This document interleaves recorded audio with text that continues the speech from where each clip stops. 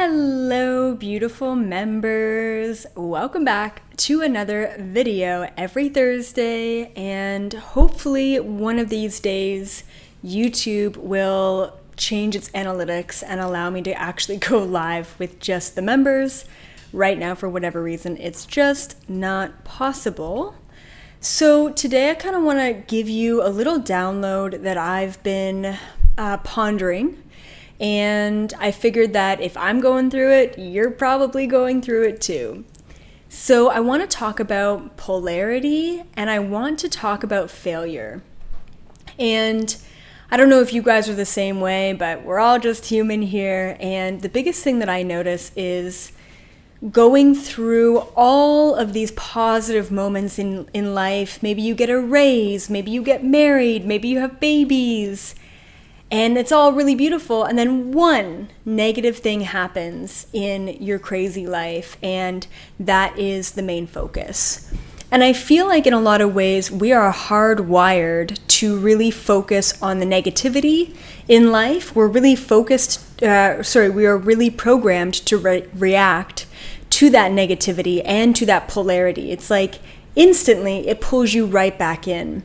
And for me personally, I get comments and messages every day saying, oh my God, you changed my life, or I love your video, or whatever it may be. And then I get one negative comment and it really hits me. And I know that I'm a strong person, so why does that affect me? And what it really comes down to is we are attracting validation in our reality that validates an old paradigm that we've been attached to. So hopefully right now, that's not your current paradigm of needing validation to remind yourself why you don't deserve to receive.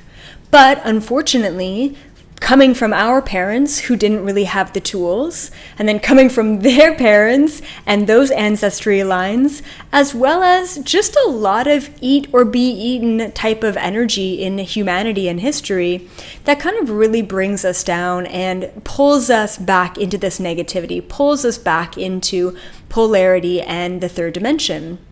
And so it's really important that we need to realize that failure in life does not include anyone else. So even if someone came up to you and said, I hate your t-shirt, are you going to go home and change your t-shirt because that person said that they hate it? Or are you going to carry on with your day, right? So we need to be aware of the input, what are we inputting into our system, and the output, what are we creating, what are we outputting, what are we believing, right, in our reality as well. So that's super important, and we have to go through the polarity and the experience of failure, in a sense, in order to understand what success looks like. I've said this before, but I'll definitely say it again, that if everything was handed to you, if everything was easy, you wouldn't be learning. There would literally be no point to be here in your physical body in the third dimension at all. We have to go through challenge in order to open up to new experiences. And so, so I'll tell you a funny story that just happened to me. It's personal, and I definitely wouldn't say this on a public broadcast, but this is awesome because you guys are the members.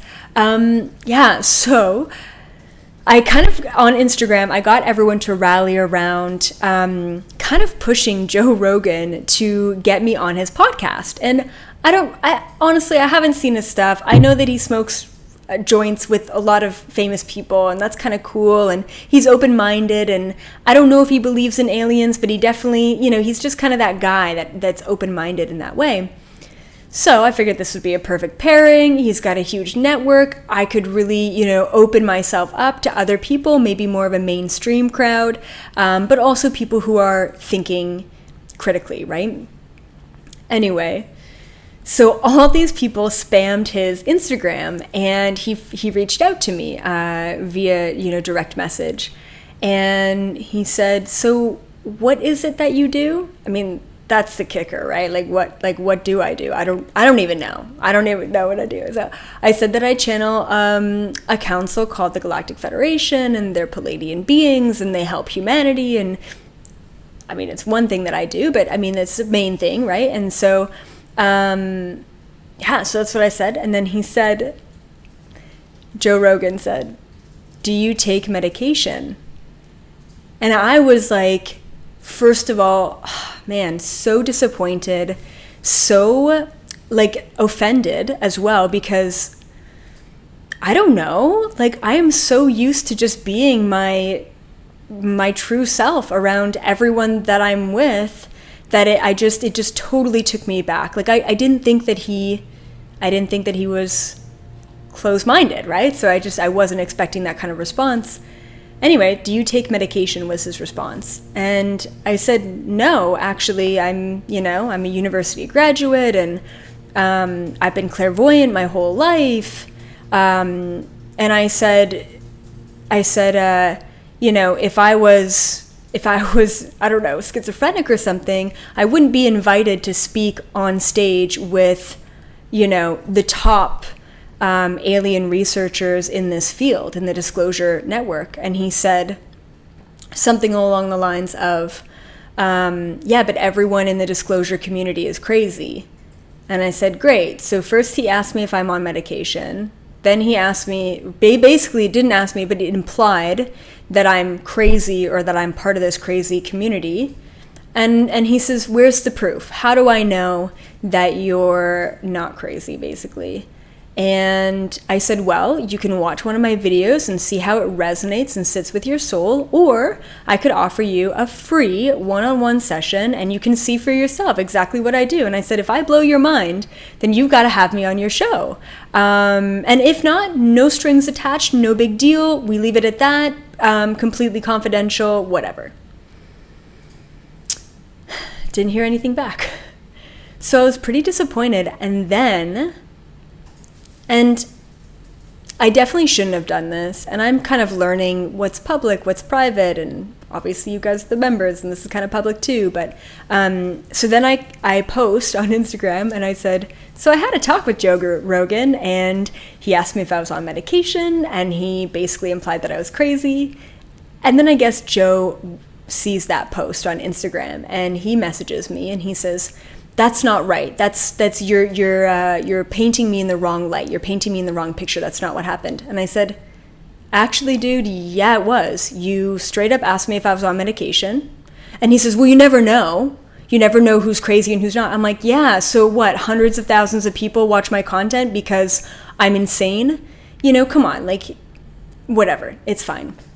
And then he's like, I didn't call you crazy. I'm like, you said that the community of people that I'm involved with are crazy, and you implied it, So I ended up removing the post. So not only did I kick myself for posting it, and then I kicked myself for removing it because I'm like, screw this guy, Anyway, so that kind of brings us into this energy of failure. It's like, man, it was so easy. I thought it was going to happen. It felt really right. All these people were, pushing for it, and it fell through. And honestly, if that's who this guy is, if that's who Joe Rogan is, I don't want to be a part of his podcast.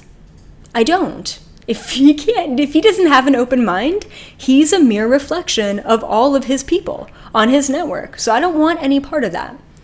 So I felt kind of like, disappointed.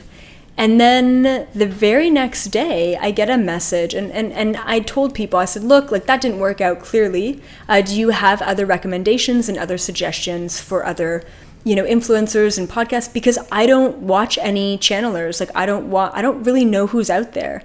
I'm so ignorant when it comes to that. So I'm like, hey, who else has a good vibe that would love to have me on their show? Anyway, so I got a lot of really good suggestions, and then, even though this wasn't really a suggestion, it was incredible. Shaman Durek actually reached out to me and said, hey, we would love to have you on my podcast. And instantly I'm like, oh, that feels so much better. And this guy is really making waves. And even though he doesn't have as many people or as much reach as, say, Joe Rogan, who is like crazy out there, yeah, I mean, this guy's aligned, right? And he's finding the right people who are harmonically aligned to him. So what I learned from this whole experience, and obviously being vulnerable and telling all of you, is that it really takes failure in a way, and that's it's not a negative word. It's not a word that we should be scared of. We need to transmute that word. It takes a certain amount of failure and challenge in order for us to transmute that and to understand what is in more harmonic alignment with us, right, with ourselves. So that's really important. Now, likewise, it takes a certain amount of polarity in order to bring ourselves into harmony. And so the example that came to mind with polarity is veganism. Let's just bring this up as an example. And so it's so extreme. Like, there's definitely a culture behind veganism. Doesn't mean that everyone who's vegan is associated or affiliated with that culture. But in a lot of ways, it's, I don't want to say extreme, but it can be very in your face, very pushy, very righteous, some, definitely not all, because it's getting more mainstream and less of an attachment to a label. But some vegans that I've met are very polarized in their beliefs about food. And I believe that we can transmute any energy, right? And so I'm not necessarily polarized in that way, but I do believe that there is a huge role that vegans play on the planet, which is, let's be aware of the food that we're eating. Let's give thanks to the animals on our plate or the fish on our plate. Let's give thanks to the vegetables that are on our plate, because they have feelings too, and their consciousness too, and they also gave up their lives for our nutrients, you know? So yeah, so I really believe that these people, whether you consider them or perceive them as good or bad, these individuals in society who are very polarized are helping us harmonize into a more neutral state. Same thing with what's the right word? Transgender. Sorry. Oh, there's a lot of other words that came. Okay. Transgender, right? And so I'm open, like, obviously, like, I'm gay, like, or bi or fluid or whatever you want to call it. I consider fluid. But yeah, and so with transgender individuals, they are allowing us to blur the line by being so polarized to say, this isn't who I am, I need another body. To be so polarized, they're allowing us to see that, hey, you know what?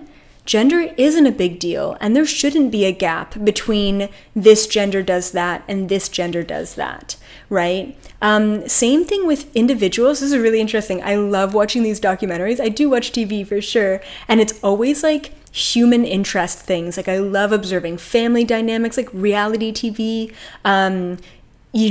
Like, I love watching documentaries on athletes, or I don't know, even cults. Like, I love watching, especially with cults, it's like, okay, so they had a piece of the truth. They were really close. They were right there, but they definitely missed the mark on this, and this, or what have you. So I love observing humanity and observing humans and their interactions with themselves and each other. I think it's fascinating.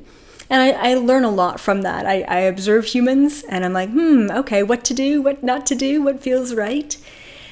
And yeah, and so these individuals who go to the extreme end of things really allow us to have more harmony and neutrality in our own lives. And I think that that's really important. So in your own life, I just want to kind of give you a little, mental thought experiment. I want you to take a minute to think back into your life and think about in all of the ways that you were polarized. And if you really want, you can actually do a little bit of homework on this. Take a notebook, write down all of the situations and especially all of the labels that you had in your life that was polarized.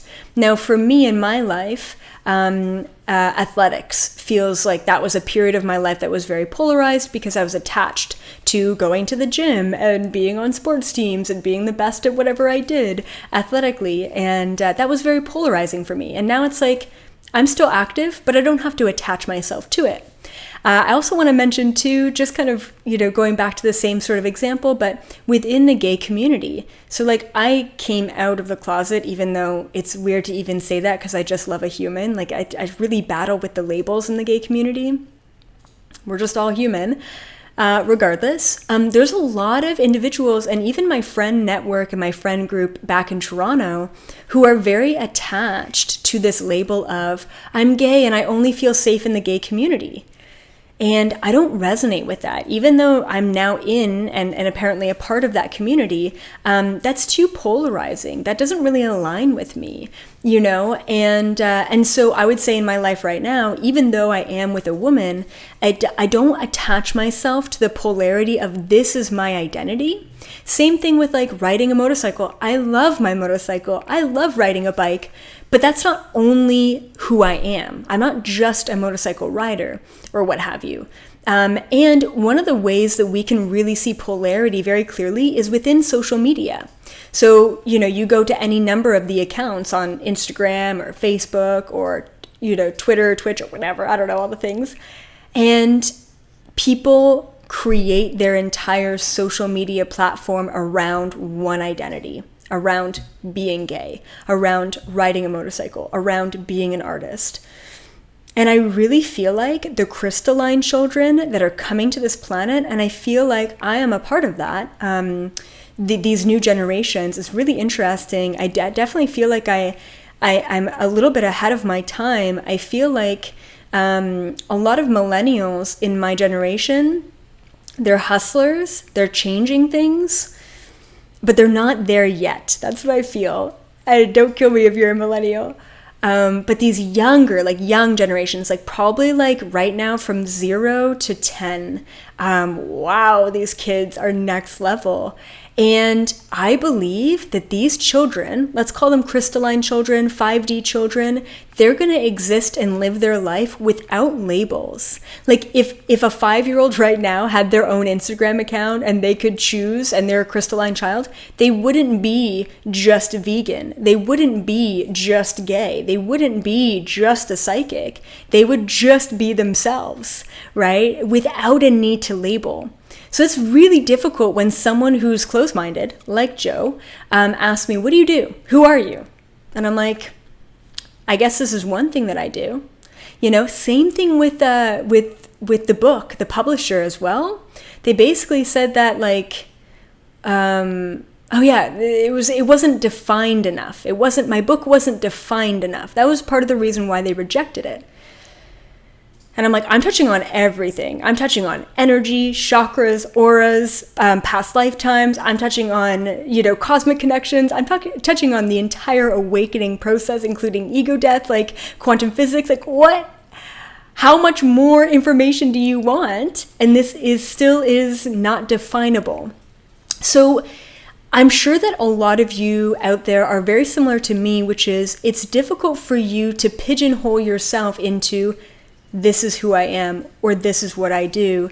It's quite limiting, you know, and quite frustrating within those limitations. So once again, we are right now in the middle of a huge polarity upheaval on the planet. For far too long, this entire planet as a collective has been existing within a state of polarity, and no one has been questioning it. Everyone has simply just been involved within that state of polarity. So now, everything that has been polarized on this planet is coming to the surface, and a lot of people who have attachments are simply having an identity crisis because they're no longer able to attach themselves to just one facet or just one aspect of self. So I want you to really think about, once again, in what ways have you polarized yourself in the past? What kind of labels have you attached yourself to and put on yourself in the past? And then I want you to ask yourself, in what ways right now in the present moment do you find that you are just more fluid than you've ever been before? And I feel like there was another follow through that I wanted to talk about. What was it? One second. Exactly, yeah. Okay, so also I want you all to practice the state of identifying in the moment. All right, once again, I want you to practice this day. This is so freaking powerful, guys. If you can master this, oh, I just got chills. I mean, the world is your oyster. It's a state of awareness, of being in the present moment and identifying with what is in front of you right now with non-attachment and zero expectation. Therefore, you are interchanging your identity from moment to moment. In this moment, I'm a coffee drinker because I chose to drink coffee. And what that allows you to do, it allows you to do two major things. One is you get to really be present with the choices that you made because you're identifying with the choice that you made in the moment. And I'll bring it back to the bag of chips idea, right? And example. If you eat a whole bag of chips and you're out of your body and you're just on autopilot and you're just doing the thing because that's what you do, you're not identifying with the choice that you made. Therefore, you're not present during that choice. Therefore, most likely you're going to regret that choice later. If you identify with that choice and say, I'm a chip eater right now in this moment, and I'm owning it, and I'm loving it, and I'm moving forward with it, great. No regrets moving forward. Okay, so that's the first thing, is you get to be very present with the choices that you're making as you identify in the moment. Actually, there's three things. The second thing is you get to be in a state of flow and be in a state of change in moment to moment. Rather than saying, oh, yep, it's Wednesday, it's spaghetti day, that's what we're going to eat on Wednesdays every day, or every Wednesday, it's spaghetti. It's like you're trapping yourself. You're limiting yourself. And that's you. That is only you who's doing that to you. And eventually that's not going to feel right. And eventually you're going to rebel against the entrapment and the programming and the autopilot response that you put yourself in, right? So the first thing is you get to be present in the moment with the choices that you're making and understand and be aware of those choices. And the second thing is you get to practice this state of flow, which allows you to be so much more non-attached than ever before. Super important. And then the third thing, the third aspect, and now I lost it, but I have to get it back. Hold on.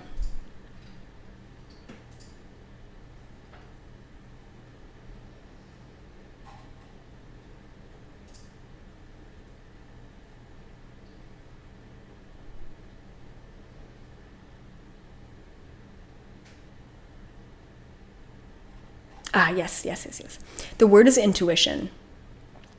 So when you're in the present moment and you're making choices from moment to moment, you're owning each choice, which means that you let go of this state of resistance, which also means that you're holding space for intuition to come through. And when I talk about intuition, I'm talking about psychic downloads, messages from the ethers coming through and making themselves known to you. So in moment to moment, if you're like, okay, so in this moment, I'm an earbuds wearer, and then in the next moment, I'm going to be a headphones wearer, because that's what I do. I flip back and forth all day. And so in that moment, if you're making that choice and you're owning that choice, you're not caught up in the back and forth of the resistance of, is this the right choice? Should I have made a different choice? And you're calm, cool and collected, and you're kind of just in a state of surrender in that moment, owning that choice, being aware of that choice, and being in flow with the choices that you're making. And therefore, you allow intuition to say, oh, you're about to eat a piece of cake. You probably shouldn't do that. Your stomach is going to feel gross. Do this instead. Try this out. This may be good for you. And you're like, you know what? I'm going to make a different choice than what I would have made. You're clearing space out of your autopilot programming to just be in flow, to be intuitive, and to be aware. Like, who doesn't want that? So I want you all to practice that this week. And please comment in this video, comment below, and let me know how that practice went of bringing things into awareness and identifying with things in the moment rather than telling yourself every day I'm a coffee drinker or every day I have my hair down. Try and not only just be aware of the choices that you're making, but make different choices as well. And that's going to really boost your consciousness. And that's going to really lead you into some pretty cool experiences, manifestations, synchronicities, because you're not just working with this, you're working with this, and there's a difference there. Awesome. Thank you all so much for being here, for being a member. Thank you for all of the old school OG members. I think someone, CC, just got their 6-month badge. Way to go. That is freaking awesome. Like, have I even had this program out for 6 months? I guess so. So thank you, Cece, and anyone else who has the little crystal ball beside their name. You guys are awesome. The unicorns, I believe we also have out there. You'll see it, the little mind blown emoji we have out there. And then if you're a brand new member, you will see the little like smiley face with all the hearts beside your name as well. So thank you guys so much for being a member and being here and supporting me and supporting yourself in your own shifting consciousness and awakening. Yeah, so keep it up, guys, and I will be back next Thursday for another brand new video. Bye for now.